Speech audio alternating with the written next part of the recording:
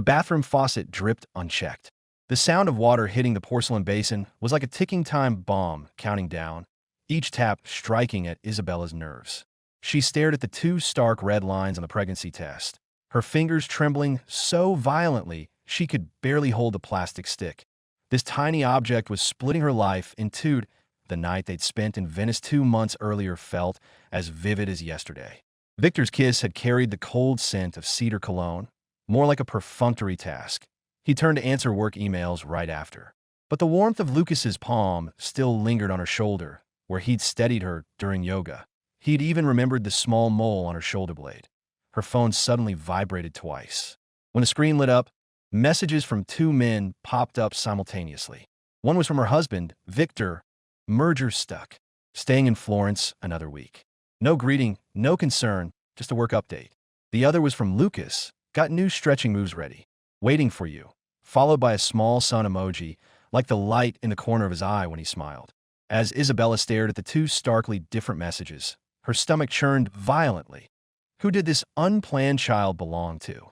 The husband who needed his assistant to remind him of her birthday, or the man who remembered she took her coffee with milk but no sugar, even as she drank warm honey water during her period? When Victor Rossi's suitcase was opened for the third time, 2 more scratches marred its leather handle.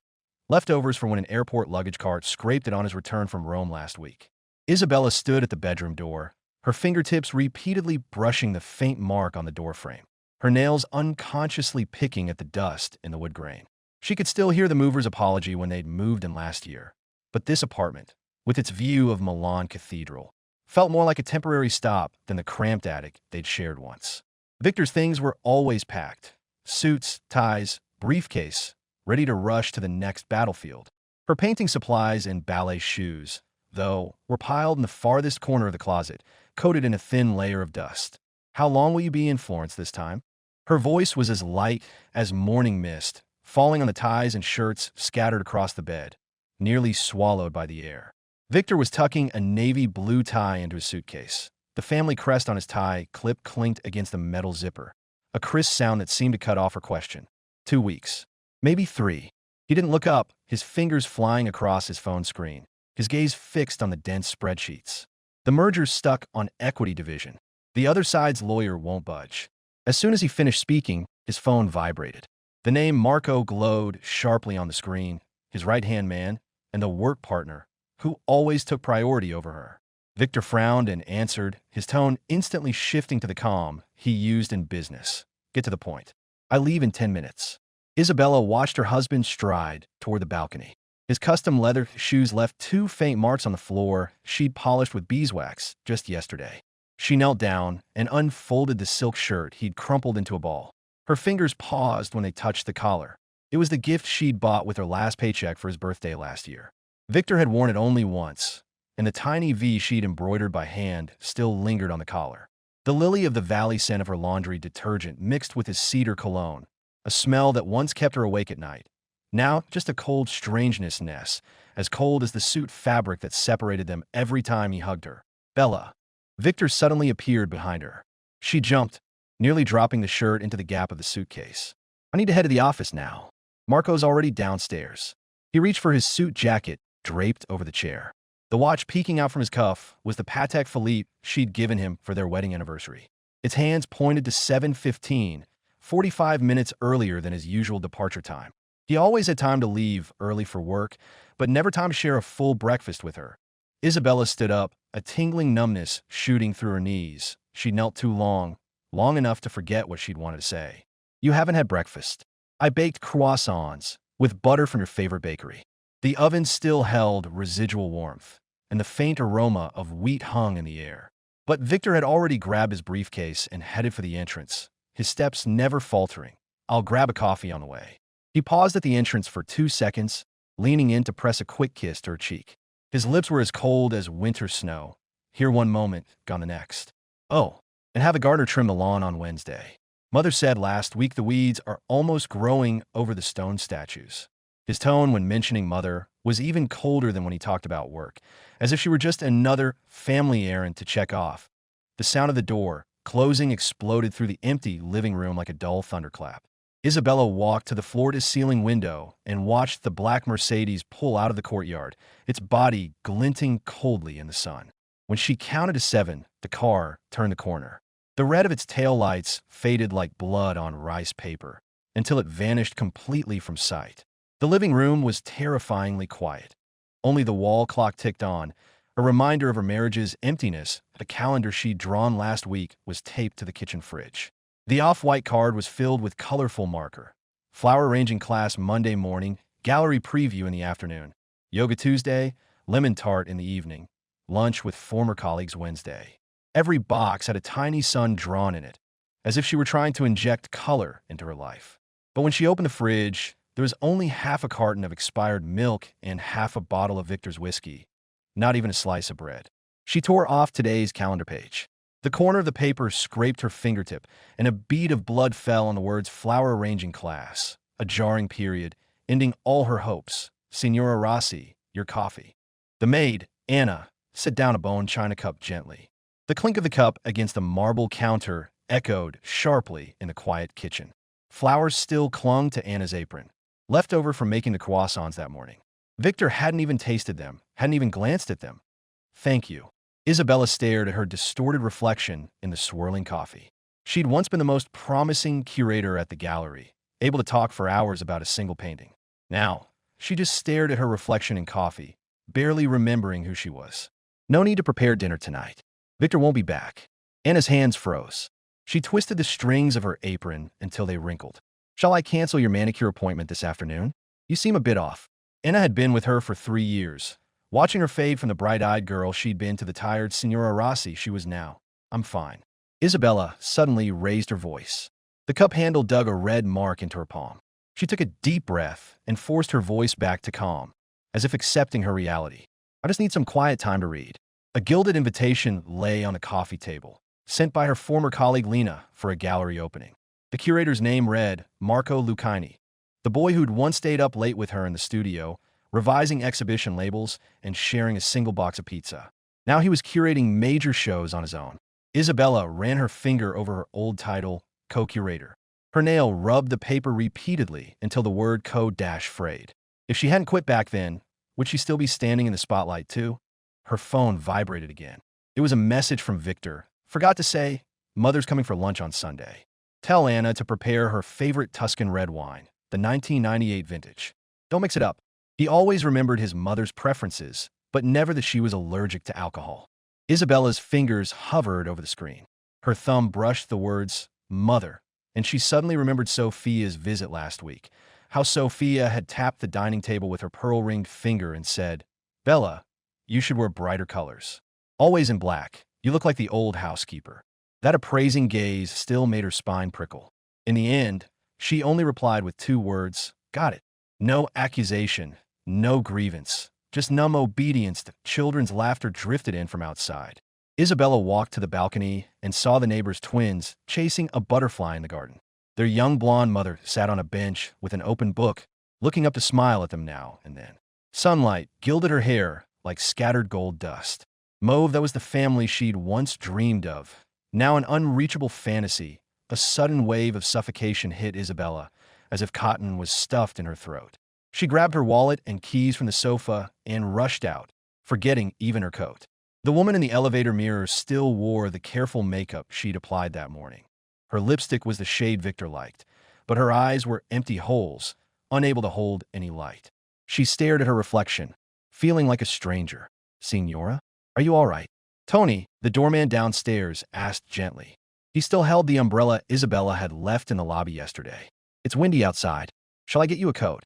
Tony was one of the few people here who smiled at her, not like the household staff, who always kept a careful distance. Isabella forced a smile, taking the umbrella without opening it. I'm fine. I just need some fresh air. She wandered aimlessly through Milan streets. Mannequins in shop windows wore the latest suits, their faces fixed in perfect smiles, just like her every day. As she passed a gym, a large poster caught her eye. The man in it had tanned skin and bright blonde hair, his arm muscles defined as he held a dumbbell. His smile was full of sunshine, as if it could dispel all the darkness in her heart.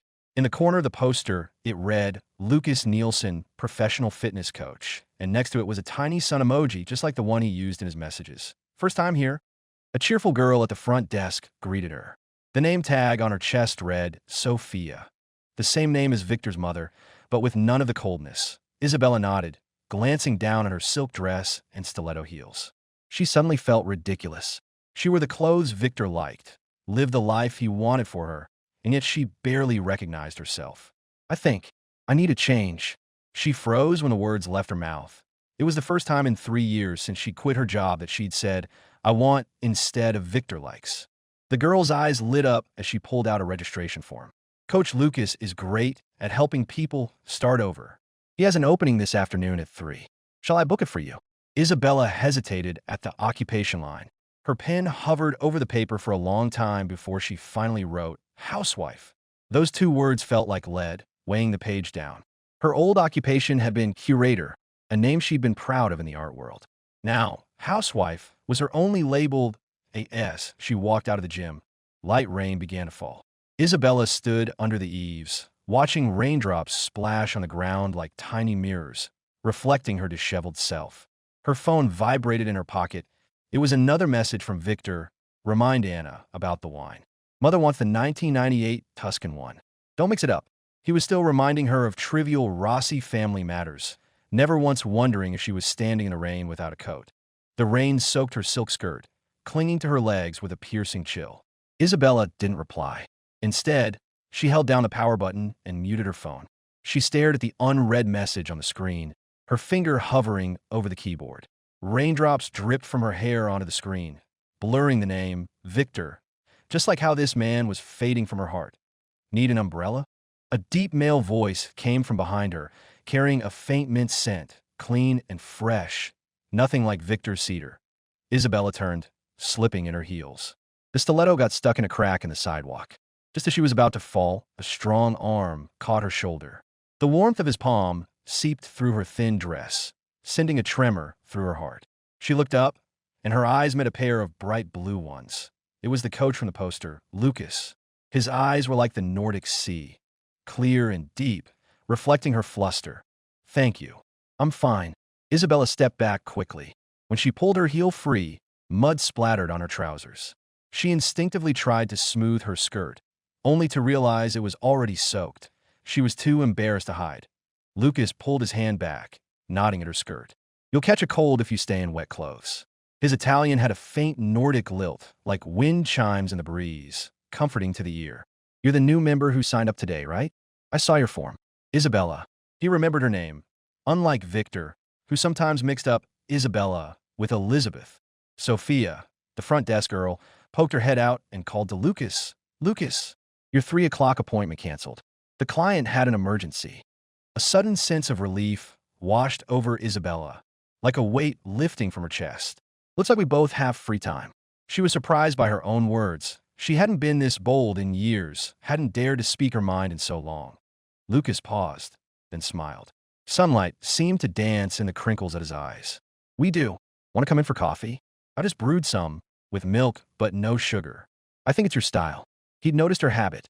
After 3 years of marriage, Victor still didn't know. She took her coffee with milk but no sugar. Isabella followed him into the gym. The mirror in the changing room showed her disheveled reflection.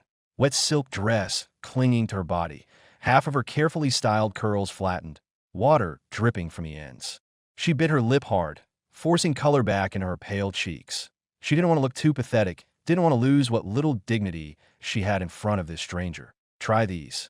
Lucas suddenly appeared at the door, holding a clean gray t-shirt and black sweatpants. They're new, tag still on. They should fit you. His gaze was sincere, no trace of scrutiny, making her let her guard down. When she came out changed, Lucas was busy at the coffee machine. He wore a tight white workout shirt, his muscles defined in the morning light. Not bulky, but full of healthy energy. Sunlight filtered through the rain and gilded his blonde hair, like a spotlight suddenly turning on, wrapping him in warmth. She found herself staring. With milk but no sugar, right? He handed her a mug. A small sun was printed on the side, just like the one on the poster. Isabella looked up in surprise, her fingers brushing the warm ceramic. How did you know? She'd never told him. Observation is a coach's basic skill. Lucas winked, nodding at her left hand. You use your left hand to hold the registration form. There's a ring mark on your ring finger, but no ring. So you're probably married, but not happily. There's a faint tan line on your wrist from a watch. You're used to a structured life, but it's been off lately.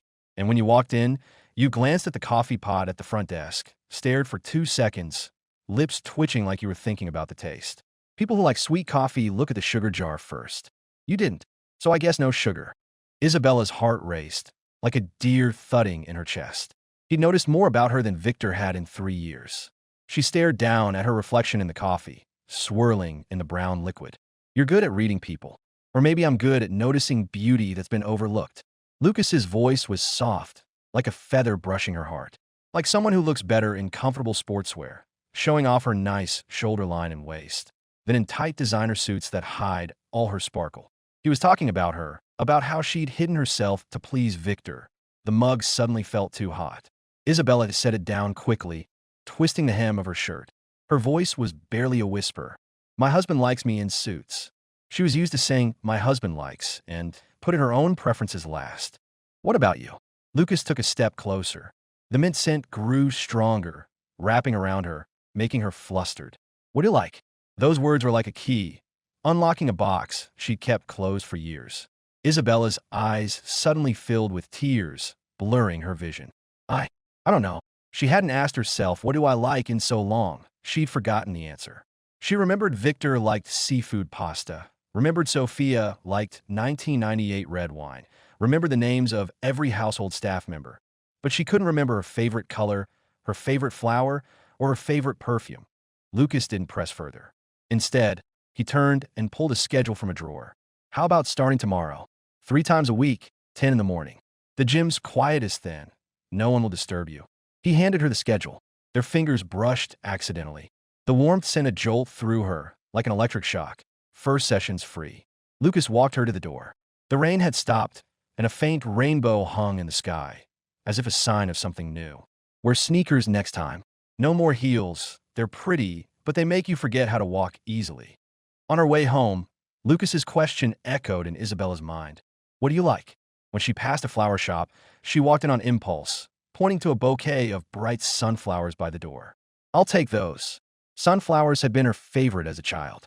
Her mother used to say they were like little suns, bringing good luck. But after marriage, Victor had said, too loud, not proper for a lady. She never bought them again. Now, she finally dared to buy something she liked. Signora Sophia called earlier to confirm Sunday's lunch menu. Anna took the bouquet, a hint of confusion in her eyes. She'd never seen her mistress buy such bright flowers. Before, Isabella had only bought white roses because Victor liked them. Isabella placed the sunflowers in a vase by the entrance. Their bright yellow petals glowed in the light, lighting up the whole hallway. Tell her to prepare the usual. She paused, then added, Anna, starting tomorrow, no need to prepare lunch for me. I'll eat out. It was the first time she'd made a decision for herself. No more Victor likes or Sophia likes. Late that night, Victor video called her. Isabella sat at her vanity, staring at her husband's tired face on the screen. The hotel suite behind him was luxurious, the chandelier dazzlingly bright, but his eyes were bloodshot. Obviously, he'd pulled another all-nighter. How's the merger going? She asked mechanically, her fingers unconsciously brushing the old watch on her vanity. A gift from her mother, its face worn but precious to her. Victor loosened his tie and leaned back in his chair. Still stuck. They won't budge on the price. He stared at the screen for a few seconds, then said, You look better. Better than this morning. He'd finally noticed a change in her, but his tone still held that scrutiny, like checking an item. Isabella touched her cheek unconsciously, her heart skipping a beat. Went for a walk this afternoon. The air was nice. She didn't dare tell him about the gym, didn't dare mention Lucas. Afraid he'd get angry. Afraid he'd look at her with that cold gaze again. Good. Victor's attention had already drifted to the laptop beside him, his fingers flying across the keyboard. Oh, and wear that blue dress on Sunday when Mother comes. She said she liked it last time. He was arranging her clothes again, like she was a prop. After hanging up, Isabella stood in front of her closet, staring at the row of neatly hung designer suits. White, black, gray, all colors and styles Victor liked. Her fingers brushed a black dress, then a beige trench coat, finally stopping at the corner. There, tucked away, was a new tracksuit, tag still on. She bought it before quitting her job, planning to wear it for runs in the park, but never had the chance. She picked it up and pressed it to her body, suddenly feeling at peace. This was who she wanted to be. Comfortable, free, no longer pleasing anyone. The next morning, Isabella arrived half an hour early. The gym was empty except for a cleaner wiping the equipment. The smell of disinfectant mixed with faint coffee, making her feel surprisingly at ease. No Signora Rossi here, no demands from Victor, no scrutiny from Sophia. Only herself. Eager. Lucas's voice came from behind. He wore a gray tank top, sweat still glistening on his arms. Obviously, he'd just finished his morning workout. His hair was damp, sticking to his forehead, making him look more energetic than yesterday. Isabella gripped the strap of her bag tightly, her knuckles white. I might not be good at this. I haven't exercised in years. She was afraid she'd be clumsy, afraid she couldn't keep up, even more afraid she'd grow dependent on this sense of ease, relax. Lucas handed her a white towel, embroidered with a small sun, just like his mug. Today's just a basic assessment, no training. We'll test your flexibility and fitness. It's easy. His fingers gently wrapped around her wrist to check her pulse. The warmth seeped through her skin, making her heart race again. Breathe. Slow inhale, slow exhale. Don't be nervous. You're just doing something you like. No need to fear mistakes. 2 hours later, Isabella lay on the yoga mat, her chest heaving. But she didn't feel tired. Instead, she felt light, like she'd released all the stress she'd bottled up for years. Lucas knelt beside her, notebook in hand, jotting down data. Your flexibility's better than I expected. Core strength's a bit low. We can add more planks later. But your ballet background helps. You pick up most moves right away. I did ballet as a kid. Isabella panted, mentioning her past voluntarily for the first time that day. She'd studied ballet for 5 years until her mother died. Back then, ballet had been her only comfort, a way to forget her sorrow. Lucas's eyes lit up. He set down the notebook. That explains your graceful posture. Ballet really improves your form. You point your toes perfectly when you spin. Professional level. Unlike others, who only praised her elegance, he'd noticed her effort in her past. Next week we can add some dance elements. Blend basic ballet moves with stretching. What do you think? Isabella took the water bottle, her fingers brushing Lucas's. The warmth sent a tremor through her. She nodded, her voice still hoarse. Okay. It was the first time along while she'd said okay sincerely, not because someone told her to, but because she wanted to. As she walked out of the gym, her phone vibrated. It was a flight update from Victor. He'd be back on Sunday, 2 days later than planned. She stared at the screen for a long time, then realized something. This was the first time since they'd married that she'd felt relieved he was coming home late. Before, she'd worried if something had happened to him, prepared his favorite food in advance, cleaned the house until it was spotless. Now, she only felt a weight lift, more time for herself, more time at the gym, more time to find who she was again. Class over. Lucas caught up from behind, holding a pink hair tie. It was the one Isabella had dropped during yoga. A small bow was attached to it, a gift she'd bought long ago and worn on her wrist until today, when she'd accidentally lost it. Same time tomorrow. Isabella took the hair tie, her fingers brushing the calluses on Lucas's palm. Leftover from lifting weights, rough but warm. See you tomorrow. She said it more lightly than she'd intended, with a hint of anticipation that on the subway home, Isabella didn't check Victor's unread messages repeatedly, like she usually did. She leaned against the window, watching the street scenes flash by, a small smile tugging at her lips. The window reflected her profile, flushed cheeks, eyes crinkling with smiles. This unfamiliar expression made her both afraid and fascinated. She seemed to be finding a little bit of herself again, the self hidden under her marriage and the label of Signora Rossi. She didn't know how long this feeling would last, didn't know what the future held. But for now, she was happy. She was free, and that was enough.